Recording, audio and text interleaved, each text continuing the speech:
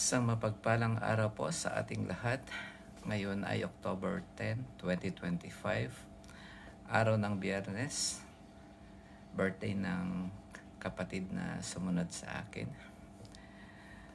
Basahin po natin ang ating mabuting balita sa araw na ito. Ayon kay San Lucas chapter 11, verse 15 hanggang 26. Papuri sa iyo, Panginoon.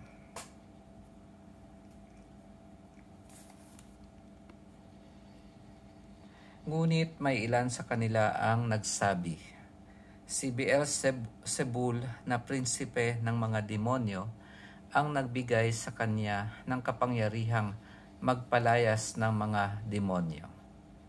May iba namang nais siyang subukin kaya't nagsabi, magpakita ka ng kababalaghang magpapakilala na ang Diyos ay suma sa iyo.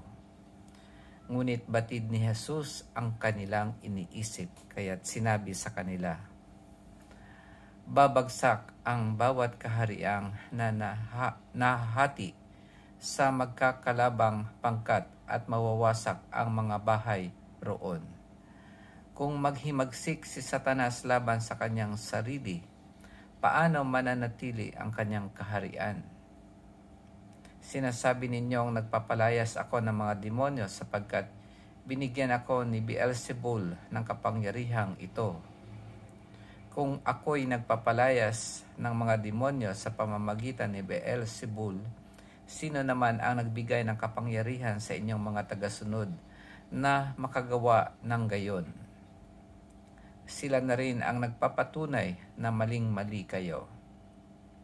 Ngayon, kung ako'y nagpapalayas ng mga demonyo sa pamamagitan ng kapangyarihan ng Diyos, nangangahulugang dumating na sa inyo ang paghahari ng Diyos. Kapag ang isang taong malakas at nasasandatahan ay nagbabantay sa kanyang bahay, malayo sa panganib ang kanyang ari-arian. Ngunit kung salakayin siya at talunin ng isang taong higit na malakas, sasamsamin nito ang mga sandatang kanyang inaasahan at ipamamahagi ang ari-ariang inagaw. Ang hindi panig sa akin ay laban sa akin, at nagkakalat ang hindi tumutulong sa aking mag-ipon.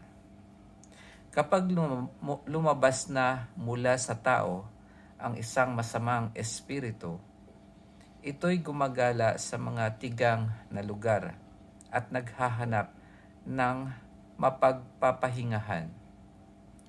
Kung walang matagpuan, ay sasabihin nito sa sarili, babalik ako sa bahay na aking pinanggalingan.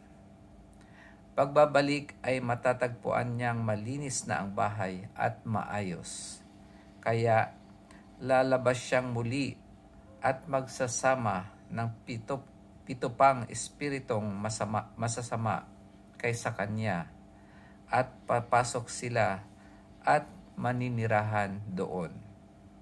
Kaya't sumasama kaysa dati ang kalagayan ng taong iyon. Ito ang mabuting balita ng ating Panginoon. Pinupuri ka namin, Panginoong Hesukristo. Yan, ang ating mabuting balita ay tungkol sa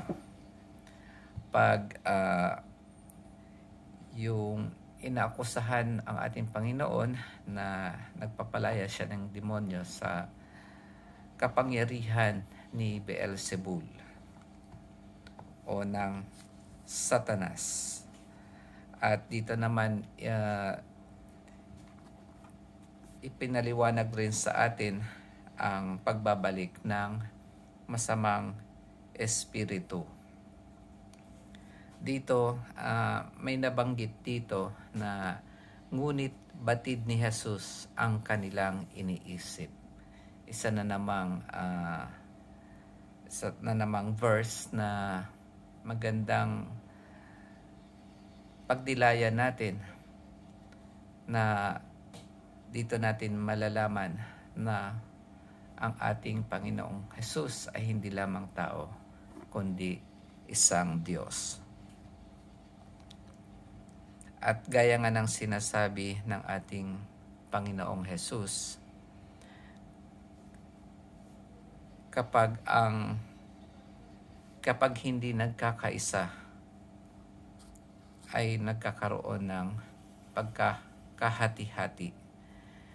Kaya kung magkakaiba ang ating pag-iisip at hindi tayo nagkakasundo sa isang bagay, ay magkakaroon tayo ng pagkahati-hati.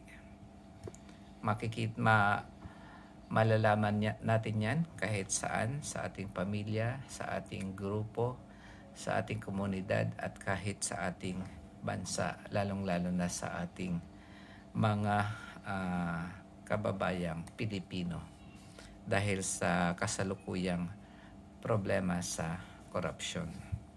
Dahil hindi tayo nagkakaroon ng pagkakaisa at meron tayong kinikilingan na mga kandidato para sa 2028, nagkakaroon tayo ng pagkakahati-hati.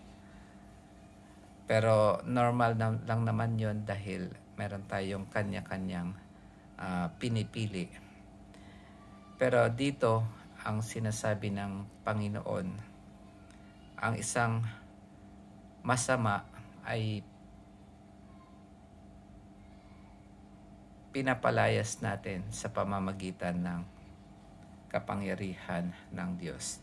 Dito nga sa verse 20, hindi kasi masyadong maliwanag dito. Sinasabi dito, ngayon kung ako'y nagpapalayas ng mga demonyo sa pamamagitan ng kapangyarihan ng Diyos, nangangahulugang dumating na sa inyo ang paghahari ng Diyos. Sinabi lang dito sa pamamagitan ng kapangyarihan ng Diyos. Pero ang totoong Greek niyan or English, ang sinasabi doon ay, but if it is by the finger of God that I cast out demons, then the kingdom of God has come to you. Ginagamit dito yung finger of God. At kung matatandaan natin, sinulat ang kautusan sa isang tablet na binigay kay Moises sa pamamagitan ng kapangyarihan ng Diyos o sa pamamagitan ng finger of God.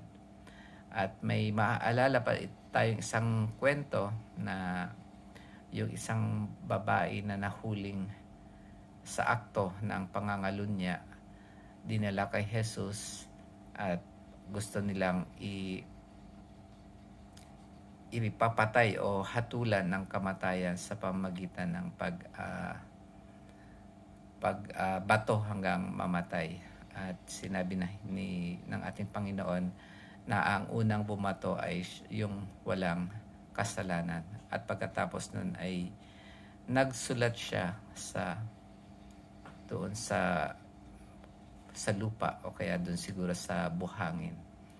At doon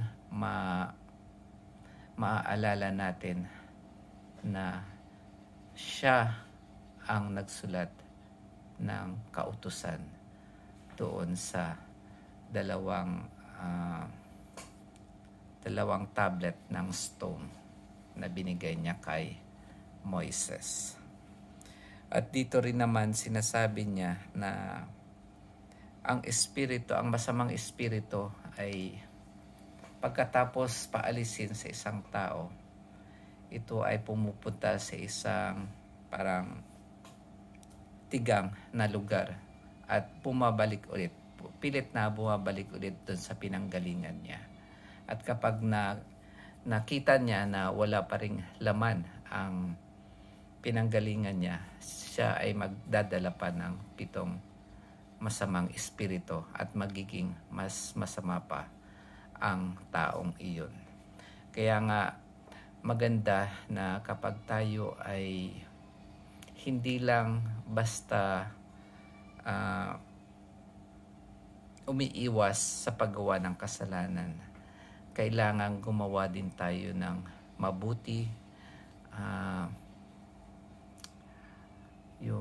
Ang ating puso ay punuin natin ng mabubuting bagay ang ating isip, punuin natin ng magagandang bagay. Katulad nito, pagbabasa ng ating Bible, pakikinig sa salita ng Diyos, pangungumpisal at pagtanggap ng Eucharistia tuwing tayo ay magsisimba. Nang sa ganon ay hindi nagiging empty ang ating sarili. At meron nga sinasabi si Saint Augustine na kasi ang sinasabi dito ay tungkol sa masamang espiritu at mga maling gawain. Ang pilit na iniisip ni Saint Augustine kung saan nga ba nanggaling ang masama, ang evil. At ito yung pinakamahirap na isipin at hindi niya rin makita ang solusyon kung saan nga ba talaga nanggaling ang kasamaan. Pero sabi nga,